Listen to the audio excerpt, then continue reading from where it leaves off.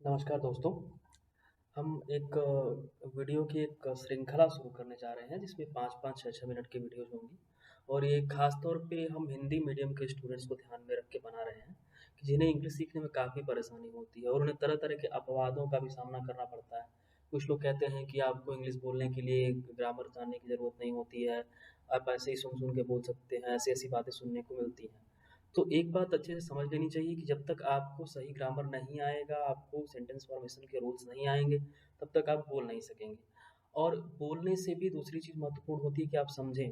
आप एक अन्य भाषा को समझना चाहते हैं, तो उस भाषा के बेसिक सेंटेंस कंस्ट्रक्शन का भी आपके पास नॉलेज होना चाहिए। तो उसके लिए आपको रूल समझना बहुत ज़रूरी होता है।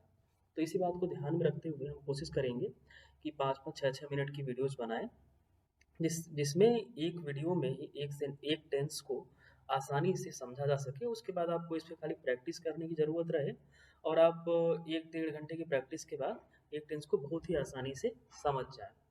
तो हम आज शुरुआत कर रहे हैं सिंपल प्रेज़ेंट टेंस से।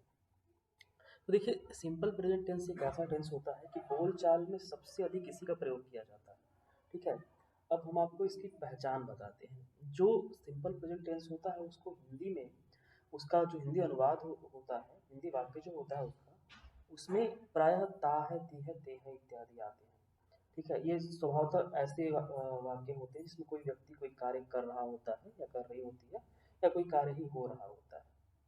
दूसरा एक और होता है कि जो कार्य नित्य या स्वाभाविक रूप से होते हैं, किसी के द्वारा किए जाते हैं।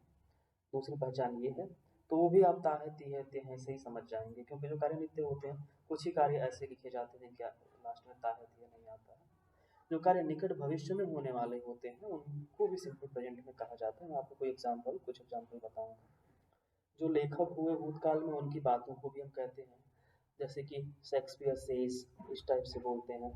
रेडियो और टीवी में जो कमेंट्री होती है, आपको क्रिकेट या फिर किसी अन्य खेल का कमेंट्री सुनते होंगे, तो वो कमेंट्री भी सिंपल प्रेज़ेंट टेंस में की जाती है, ठीक है? तो अब हम आगे इसके बारे में धीरे-धीरे समझते हैं। देखिए सिंपल प्रेज़ेंट टेंस में जो मेन वर्ब होती है, जो क्रिया का मुख्य क्रिया जो होती है, वो अपने फर्स्ट फॉर्म में ही यूज़ होती है। लेकिन जब सब्जेक्ट सिंगुलर होता है, यानी कर्ता जब एकवचन होता है, तो फर्स्ट फॉर्म में एस या ईएस लगा देते हैं, ठीक है? जैसे कि प्ले है तो प्लेज़ हो जाएगा, ईट है तो ईट्स हो जाएगा और जब वही उसी वाक्य में कर्ता यदि प्लूरल होता है सब्जेक्ट प्लूरल होता है, तो आप एस या एस नहीं लगाते हैं, अपने मेन फॉर्म में ही फर्स्ट फॉर्म में ही जो वर्ब होती है, वो यूज़ होती है। तो अगर ईट है तो ईट ही रहेगा, प्ले है तो प्ले ही रहेगा। तो ये इसके वर्ब की बात है। अब आइए बात करते हैं कि सेंटेंस फॉर्मेशन कैसे होता है। आप जानते हैं असर्टिव सेंटेंस क्या होते हैं? सो कोई इन्हें स्टेटमेंट भी कहते हैं, अफर्मेटिव सेंटेंस भी कहते हैं। यदि किसी बात को सीधे तौर पे कह दिया जाए, एकदम प्लेन सेंटेंस बोल दिया जाए, तो वो अफर्मेटिव सेंटेंस होता है। कि जैसे आप कहते हैं कि गीता पढ़ती है, राम सोता है, तो आप सिंपल स्टेटमेंट दे रहे हैं कि ये घटना हो रही है, उसमें आपका कोई विरोध नहीं है, ना कोई प्रश्न है, आप सीधे-सीधे बता रहे हैं किसी तथ्य को या किसी ही विषय वस्तु को आप बता रहे हैं। तो ये असर्टिव सेंटेंस होते हैं। तो जब सिंपल प्रेजेंट टेंस में हम असर्टिव सेंटेंस को अंग्रेजी में बोलना होता है, तो हम पहले सब्जेक्ट लिखते हैं, वर्ब का फर्स्ट फॉर्म लिखते हैं, ठीक है? वर्ब का फर्स्ट फॉर्म लिखते हैं और उसमें एस या एस लगाते हैं और उसके बाद ऑब्जेक्ट लिखते हैं, फिर अन्य कोई शब्द होते हैं, अदर वर्ड्स होते हैं, तो उनको लिखते हैं। अब एक एग्जांपल लेते हैं कि तेल जो है पानी पे तैरता है। अब आप देखिए यहाँ पे ता है और तेल पानी पे तैरता है, तो एक तथ्य है, तो इससे आपको समझ में आता है कि ये सिंपल प्रेजेंट टेंस है। Oil floats on water, oil singular है, फ्लोट जो है मेन वर्ब है, इसमें एस लगा है और इसलिए फ्लोट्स हो गया on water. Oil floats on water, subject plus V1 में ऐसे इसलिए एस लगा के उसके बाद ऑब्जेक्ट और अदर वर्ब, ठीक है? तो ये सिंपल आपको समझ में आ चुका होगा। ऐसे ही बहुत सारे सेंटेंस होते हैं कि जिन्हें आप अभ्यास कर सकते हैं, ठीक है? जैसे कि sunrise is in the east और उसके बाद आते हैं हम प्लूरल पे। प्लूरल में हम एस या एस नहीं लगाते हैं, बाकी सब कुछ प्रक्रिया वही होती है। एक उदाहरण लेते हैं, they drink hot coffee every morning, ठीक है? ये सिंपल है, प्लूरल है तो इसमें एस एस नहीं लगेगा। एस और एस किस प्रकार से लगता है, उसमें थोड़े नियम होते हैं। एस एस लगने में मेन वर्ब की स्पेलिंग में कुछ परिवर्तन होते हैं, उसको आगे मैं आपको बता दूंगा, आप पढ़ लेंगे, ठीक है? तो आपको सिंपल असर्टिव सेंटेंस फॉर्म करना आ चुका है, ठीक है? तो अब आपको मैं आगे बताता हूँ कि नेगेटिव सेंटेंस कैसे बनाते हैं। अब देखिए, अब जो नेगेटिव सेंटेंस होता है इसमें बिल्कुल वाक्य संरचना वही होती है, सब्जेक्ट होता है वी वन होता है, इसमें सिंगुलर में भी एस या एस नहीं लगता है वी वन, ठीक है। तो अब जैसे कि सिंगुलर होता केवल वह लिखती है तो आप बोलते शी राइट्स, लेकिन अब आप यहाँ पे इसमें अब असर्टिव में आप बोलते सी राइट्स, अब चूंकि नेगेटिव है तो आप लिखेंगे शी डज नॉट राइट, ठीक है। क्योंकि इसमें आप एस या एस नहीं लगाएंगे, मेन वर्ब उसी तरह लिख देंगे और वी वन के सब्जेक्ट लिखेंगे, शी सब्जेक्ट है, डज नॉट लिखेंगे और राइट लिखेंगे, ठीक है। अब इसी तरह से वह नहीं खाता है, वह खाता है तो आप बोलते ही ईट्स, ही सिंगुलर है और ईट में एस या एस लगा दे रहे हैं, ही ईट्स। वह नहीं खाता है तो ही डज नॉट ईट हो जाता है, ठीक है। बोलचाल में डज नॉट को डजेंट भी कहते हैं, डू नॉट को डोंट भी कहते हैं, इन सारी बातों को आप समझेंगे धीरे धीरे। अब आइए प्लूरल सब्जेक्ट्स की बात करते हैं। प्लूरल भी सारे नियम सिमिलर की तरह से ही हैं, इसमें बस आपको जहाँ आप डज नॉट लगाते हैं वहाँ पे आप डू नॉट लगा देते हैं। जैसे कि दे, अगर आपको ये कहना होता कि वे खेलते हैं तो आप दे प्ले लिखते, वो नहीं खेलते हैं, वे नहीं खेलते हैं तो दे डू नॉट प्ले, ठीक है। अब आते हैं हम अगले अगले प्रकार के वाक्य पे।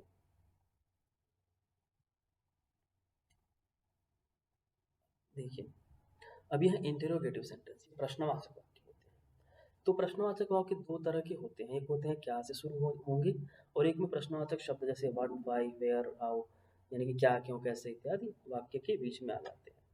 तो हम क्या से शुरू होने वाले की बात करते हैं, ये थोड़ा सा तुलनात्मक रूप से थोड़ा सा कठिन है, तो ध्यान से समझिए। अगर क्या से शुरू हो रहा है वाक्य, ठीक है, कि क्या वह खाता है, ठीक है, तो आप लिखेंगे, पहले आप जो डज है उसको पहले लिख देंगे, डज ही ईट। अब चूंकि इसमें डज लिखा जा चुका है इसलिए एस या एस नहीं लगेगा, एस एस या एस जो लगाते हैं वो केवल असर्टिव सेंटेंस में लगाते हैं सिमिलर सब्जेक्ट के साथ, तो इसमें इसमें एस या एस नहीं लगेगा, डज ही ईट। अगर ये असर्टिव होता तो आप लिखते कि ही ईट्स, अगर नेगेटिव होता तो ही डज नॉट ईट लिखते, और ये इंटरोगेटिव है, क्या से शुरू हो रहा है, क्या वह खाता है, डज ही ईट। क्या से है इसलिए व्हाट नहीं लिखेंगे कहीं पे, बस डज को पहले लिख देंगे, डज ही ईट। इसी प्रकार से क्या वह तैरती है, आपको बोलना हो कि क्या वह तैरती है तो आप लिखेंगे डज शी स्विम, ठीक है। अब इसी में प्लूरल है तो उसमें आप डू को लिख देंगे पहले, डू दे सिंग, क्या भी गाते हैं, ठीक है। तो आसान है, क्या वे चाहते हैं, डू दे गो बोल देंगे आप इसी प्रकार से। अब प्रश्नवाचक शब्द जो होते हैं वो अगर बीच में आ जाए, डब्ल्यू एच वर्ड बोलते हैं एक, क्योंकि जो डब्ल्यू से वाट, वाई, वेयर होते हैं और एच से हाउ होता है, इन्हें डब्ल्यू एच वर्ड भी बोलते हैं। तो अगर प्रश्नवाचक शब्द बीच में आता है तो कोई बड़ी बात नहीं, उसको आप पहले प्रश्नवाचक शब्द को पहले लिख देंगे, उसके बाद डज लिखेंगे या डू लिखेंगे, उसके बाद से आपकी वाक्य की वैसी संरचना बन जाएगी। जैसे कि वह क्यों खाता है, ठीक है। तो आप लिखेंगे पहले प्रश्नवाचक शब्द वाई, वाई, फिर डज ही ईट, वाई लिखेंगे, फिर डज लिखेंगे, फिर ही ईट लिखेंगे। इसमें भी आप ऐसे एस नहीं लगाएंगे, जहाँ डज आ गया, डू आ गया, वहाँ पे एस और एस का कोई मतलब ही नहीं है, ठीक है। तो अब ये समझ में आ गया आपको। इसी तरह प्लूरल में कि वे कहाँ गाते हैं, वेयर डू दे सिंग, कहाँ आ गया तो वेयर को पहले लिख दीजिए, तो इसलिए इस प्रकार से इसका सेंटेंस फॉर्मेशन हो गया। तो आसान है, आपको समझ में आ गया होगा। और फिर मैं आपको एक अन्य प्रकार का जो सेंटेंस है, इसको हम इंटरोगेटिव नेगेटिव सेंटेंस कहते हैं। कई बार हम जो प्रश्न पूछते हैं उसी में नकारात्मक शब्द का भी प्रयोग करके बोलते हैं कि क्या वह नहीं खाता है, ठीक है। तो इसमें इसमें भी क्या वह नहीं खाता है, तो इसमें भी कुछ बड़ी बात नहीं है, आपका वही सेंटेंस फॉर्मेशन रहेगा, डज सब्जेक्ट और वी वन रहेगा, प्लस इसमें डज प्लस सब्जेक्ट के बाद नॉट लगा देना है, डज ही नॉट ईट। क्या वह नहीं जाता है, डज ही नॉट लीव, ठीक है। तो ये सिंगुलर का हो गया। प्लूरल में सेम रहेगा, इसमें बस डू आ जाएगा डज की जगह पे। इसमें भी सारा फॉर्मेशन वही रहेगा, आसान है।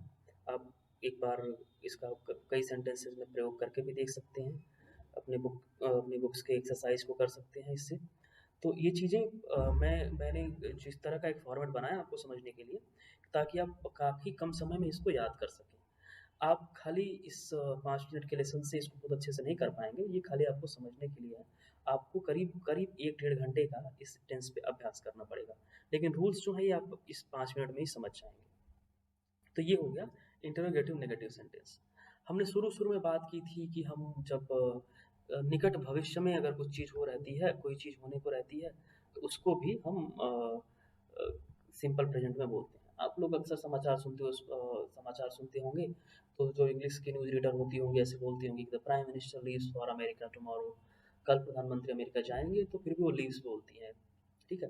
तो ये एक अंग्रेजी भाषा में बोलने का तरीका है कि जो निकट भविष्य में होने वाली चीज़ रहती है, उसको भी हम सिंपल प्रेज़ेंट में बोलते हैं। अगर आप बोलें कि मैं कल लखनऊ जाऊँगा, तो आई गो लखनऊ टुमारो ऐसा बोल सकते हैं आप, इस पे गलत नहीं माना जाएगा। और अब जब किसी लेखकों के, किसी विचारकों की बातों को हम कहते हैं, तो उनको भी हम सिंपल प्रेज़ेंट में ऐसा बोल सकते हैं कि अगर किसी लेखक का नाम लें, आप बोलेंगे शेक्सपियर सेज़, या फिर किसी अन्य भी लेखक या किसी भी लेखक विचारक का नाम हो, तो इसी प्रकार से बोलते हैं। तो जब आप कभी टीवी और रेडियो पे स्पोर्ट्स की कमेंट्री सुनते हैं, तो उनको भी आप देखते होंगे कि वो उनको प्रायः सिंपल प्रेज़ेंट में ही बोला जाता है। और तो इस तरह से सिंपल प्रेजेंट टेंस है। आप इसका अभ्यास करिए, 1 घंटे अभ्यास करिए, सेंटेंस बनाइए। अगर आपको कोई चीज़ समझ में नहीं आती तो कमेंट में लिखिए, मैं डायरेक्ट उस कमेंट में ही उसका आपको जो भी सॉल्यूशन होगा, जो भी डाउट्स होंगे उस कमेंट्स में ही मैं क्लियर कर दूँगा। या फिर अगर बड़ी चीज़ होगी, ज़्यादा लोगों के लिए इम्पोर्टेंट होगी, तो मैं उसके लिए एक अलग से वीडियो बना के डाल दूँगा। ठीक है? Thank you very much. अगर ये इन्फॉर्मेटिव लगे तो आप इसको चैनल को सब्सक्राइब करें और इस वीडियो को अपने दोस्तों के साथ शेयर करें। Thank you very much.